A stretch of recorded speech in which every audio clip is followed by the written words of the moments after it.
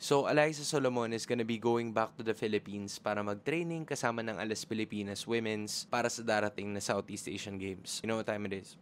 Hands in. While I am so happy that Alyssa Solomon is actually gonna be part of SEA Games, kasi I think months ago, 2 or 3 months ago, sinabi niya na hindi siya magiging parte nito. Pero kung sino pa yung malayo, kung sino pa yung nasa ibang bansa, yun pa yung madaling lapitan at madaling hatakin para sa bansang Pilipinas. Whereas dito, dahil nga sa scheduling natin, which according to a lot of people daw is adhering to the FIVB, wala, ganun talaga. We gotta cater towards the schedule. But just imagine, yung iniwanan na team ni Alyssa sa Japan is the Osaka Marvelous na merong 9-5 win-loss record sa Japan.